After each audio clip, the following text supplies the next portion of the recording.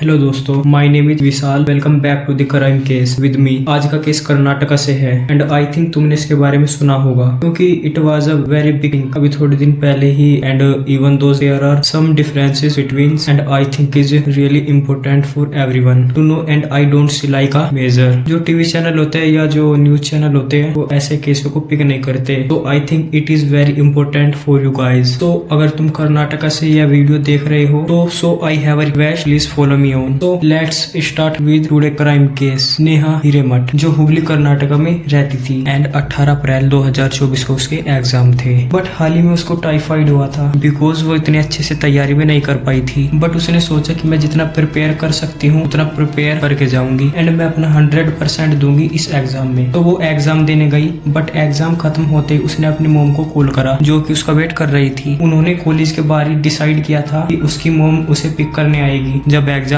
खत्म हो जाएगा। बट एग्जाम खत्म होने के 5 मिनट बाद ही पूरे कॉलेज में हल्ला मचना शुरू हो गया एंड नेहा की मोम उसे बार बार कॉल कर रही थी, बट नेहा कॉलेज के बाहर जिंदा नहीं लौटी। ऐसा क्या हुआ था कर्नाटक के कॉलेज में नेहा के साथ कि वो जिंदा वापस नहीं आ पाई एंड उसे अपनी जान गंवानी पड़ी। So let's learn a little more about today cases around Neha. Neha 22 साल की थी एंड वो BVB college of engineering and technology में MCA की पढ़ाई कर रही थी। नेहा काफी स्टूडियम थी एंड मोस्टली वो कॉलेज से घर और घर से कॉलेज जाती थी। उसके पापा निरंजन हिरेमठ कर्नाटक के कांग्रेस पार्टी के कॉर्पोरेटर थे। वे अपनी बेटी से बहुत ही ज्यादा प्यार करते थे एंड वो चाहते थे कि उनकी बेटी हमेशा खुश रहे और लाइफ में सफल होती रहे। They had a very happy little family. You know, सब एक दूसरे से प्यार करते थे एंड सभी लोग एक दूसरे को सपोर्ट भी करते थे। नेहा 18 अप्रैल की सुबह अपने कॉलेज जा रही थी। एक्चुअली नेहा को टाइफाइड हो गया था इन 2 महीने एंड वो फिजिकली काफी वीक भी हो गई थी, तो जिसकी वजह से उसे 2 महीने लग गए रिकवर होने में। तो 18 अप्रैल को नेहा का एग्जाम था। जितनी नेहा पढ़ सकती थी उसने पढ़ा एंड वो अपना एग्जाम मिस नहीं करना चाहती थी। तो इतना बीमार होने के कारण भी वो एग्जाम देने गई। तो उसकी फैमिली ने डिसाइड किया था, एक्चुअली उसकी मोम ने, कि वो कॉलेज के बाद उसे पिक करने आएगी। तो नेहा का एग्जाम खत्म हो जाता है तो वो हॉल से बाहर निकलते ही अपनी मोम को कॉल लगाती है जो कि उसका वेट कर रही थी। तो नेहा सेंटर के बाहर जा रही थी कि तभी उसके सामने एक लड़का आया, जिसे देखकर वो थोड़ा घबरा गई। यू माइट बी वॉन्डरिंग कि कॉलेज के बाहर इतने सारे लड़के आ जाते हैं, तो नेहा इस लड़के को देखकर क्यों घबराई। एक्चुअली उस लड़के के हाथ में उस समय एक चाकू था एंड वो काफी क्रिपली नेहा को अप्रोच कर रहा था। और इससे पहले कि नेहा कुछ सोच पाती, कुछ कर पाती, किसी की तरफ देख पाती, उससे पहले ही उस लड़के ने नेहा के गले पे वार कर दिया एंड गले पे वार करने की वजह से नेहा जमीन पे गिर गई। बट वो लड़का तब भी नहीं रुका एंड टोटल 7 बार नेहा पर वार किया। और अब इस पॉइंट पे नेहा का खून तो बह ही रहा था, बट लड़के के हाथ में चाकू लगने की वजह से उसका हाथ कट गया था, तो उसका भी खून बह रहा था। ये सीन देखकर कॉलेज के सभी बच्चे डर गए थे और वह जोर जोर से चिल्लाने लगे, व्हाट इज हैपनिंग वेल। ये सब इतनी जल्दी हुआ कि किसी को कुछ भी सोचने का या रिस्पॉन्स देने का कुछ भी टाइम नहीं मिला। बिकॉज CCTV कैमरे में एज यू कैन सी एक छोटा सा पार्ट दिख रहा है कॉलेज का। कुछ लोग आए थे उसे रोकने, बट जब लोगों ने उसके हाथ में चाकू देखा कि वो लगातार वार कर रहा है तो किसी की हिम्मत नहीं हुई उसे रोकने की।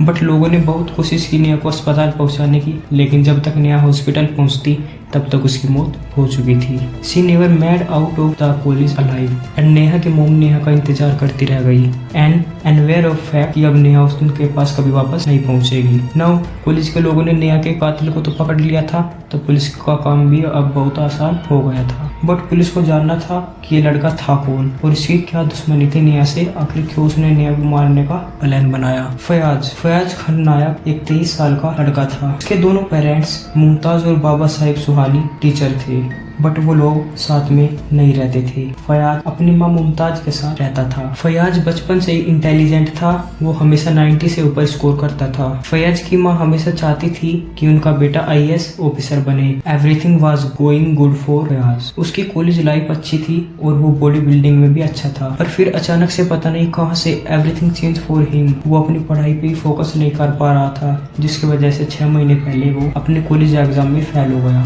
And this thing complete back him. Do you know कि कैसा फील होता है एक 90% लाने वाले बच्चे को जब वो फेल हो जाए।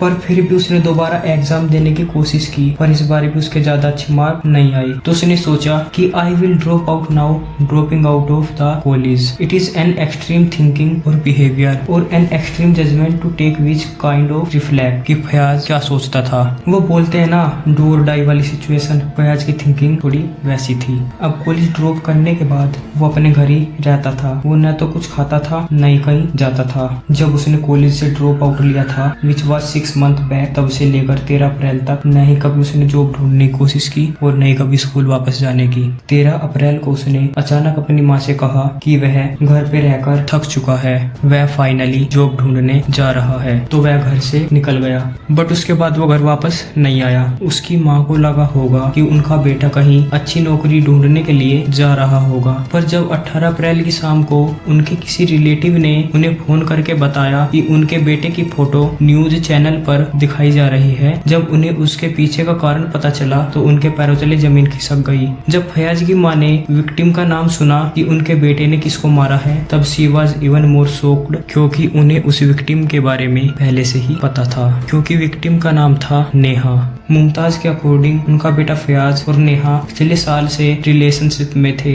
और तो और फयाज ने अपनी माँ से कहा था कि वो नेहा से शादी करना चाहता है। फयाज की माँ ने फयाज से कहा कि पहले तुम अपनी करियर पर फोकस करो और जब तुम अपनी लाइफ में सेटल हो जाओगे तभी तुम नेहा से शादी करना। तो अगर नेहा और फयाज रिलेशनशिप में थे, देवर टुगेदर, देवर टॉकिंग, उसकी मम्मी को भी पता था हर एक चीज, तो फिर फयाज ने अपनी गर्लफ्रेंड को क्यों मारा। जब फयाज को इनोवेटर बताया कि वह दोनों रिलेशनशिप में ही थे, लेकिन पिछले कुछ महीने से नेहा उसको अवॉइड कर रही है, जिसे फयाज हैंडल नहीं कर पाया। फयाज के पापा का भी यही कहना था कि वह दोनों साथ थे और फयाज ने उसे भी कहा था कि वो नेहा से शादी करना चाहता है, पर बाबा साहिब उसके इस फैसले को सपोर्ट नहीं कर रहे थे। अगर हम फयाज की फैमिली की स्टेटमेंट सुने, उसकी माँ की, उसके पापा की, तो यह पिक्चर पेंट होती दिखाई देती है कि फयाज और Neha they were together, they were in a relationship. पर जब हम नेहा की फैमिली की स्टेटमेंट सुनते हैं, then this thing is completely opposite. According to नेहा's father Niranjan Hiremath, Fayaz और नेहा पास्ट में क्लासमेट थे। फयाज पिछले कई महीनों से उसे प्रपोज किया जा रहा था, लेकिन नेहा बार बार उसको रिजेक्ट कर रही थी। जब नेहा फराज से परेशान हो गई तो उसने फयाज को वार्न भी किया था कि अगर वो नहीं रुका तो वह पुलिस में भी कंप्लेंट कर देगी। नेहा ने फयाज के बारे में अपने परिवार को भी बताया था। इस वजह से नेहा की फैमिली ने फयाज की फैमिली को कॉन्टेक्ट भी किया था कि वो अपने बेटे को समझा सके। उन्होंने खुद भी फयाज को समझाने की कोशिश की थी, पर उन्होंने ये कभी नहीं सोचा था कि फयाज एक रिजेक्शन की वजह से इतना बड़ा कदम उठा लेगा। ये चीज उन्होंने नहीं सोची थी। ऑनेस्टली क्या वो रिलेशनशिप में थे या नहीं। फयाज वाज शॉकिंग हर और नॉट, और वाज नेहा द वन जिसने पहला मुंह मारा था फयाज पे। ये चीज तो हमें तभी पता चलेगी जब कोई ठोस एविडेंस हो गए। पर सबसे पहले बात कि हम इंडिया में है और यहाँ इलेक्शन का टाइम है। कुछ पॉलिटिकल पार्टी ने तो पहले ही डिसाइड कर लिया होगा कि सच्चाई क्या है। कोई पार्टी बोलती है कि यह लव का केस है, तो कोई बोलती है कि क्राइम का। बट पर्सनल रीजन की वजह से जिन्हें नहीं पता कि लव जिहाद होता क्या है, इट इज अ सिचुएशन जहाँ एक मुस्लिम लड़का हिंदू की लड़की को टारगेट करता है ताकि उन्हें इस्लाम में कन्वर्ट किया जा सके। तुम लोगों ने टर्म पहले सुना होगा लव जिहाद, पर जिन लोगों को नहीं पता कि लव जिहाद होता क्या है, एग्जैक्टली इसमें क्या होता है, शॉर्ट फॉर्म में यही होता है इसका मतलब। And it is actually very disheartening to see कि बेचारा नेहा का कत्ल हो गया। क्या ही पॉलिटिक्स है उसके स्टेट में, आई डोंट नो। ये चीज सिर्फ उसी स्टेट की प्रॉब्लम नहीं है, इंडिया में ऑलमोस्ट सारे स्टेट ऐसे ही है। When even these people in position they see an entry, यहाँ पे हमारा फायदा है या फायदा हो सकता है। वो लोग भूल जाते हैं कि एक्चुअली में कोई मरा है। हिंदू मुस्लिम ये सारी चीज है ना कि इस मुस्लिम लड़के ने एक हिंदू लड़की को मारा। They should focus more on this thing। एक मासूम की जिंदगी चली गई यहाँ पे, वो भी 30 सेकंड के अंदर। एक ऐसी लड़की मर गई जिसका फ्यूचर बहुत ब्राइट था। वो सिर्फ 23 साल की थी, उसकी पूरी लाइफ अभी बाकी थी। उसके सामने instead of getting her justice of getting her everything, people turned it into this। it is very disheartening seriously। जहाँ तक बात रही पनिशमेंट की, तो फयाज को पब्लिकली बहुत ज्यादा पनिशमेंट मिल चुकी है। people do not like him, और वो उन्हें जहाँ भी दिखा उन्होंने उसे मारा था। and he is under arrest as of now। पर अभी कोर्ट से कोई भी स्टेटमेंट नहीं आई। फयाज की मोम ने बोला कि जो भी मेरे बेटे ने किया वो बहुत ज्यादा गलत है। she did not back down for her statement कि फयाज और नेहा एक साथ थे, लेकिन उनका यही कहना है कि फैज को कड़ी से कड़ी सजा मिलनी चाहिए, क्योंकि एक जान की कीमत बहुत ही ज्यादा होती है। अभी के लिए निया हिरेमठ का केस यही होल्ड पे है। And you again before you go please go follow me on really helpful for me and subscribe to me if you like to watch to crime. Thank you guys for watching my video. Bye bye.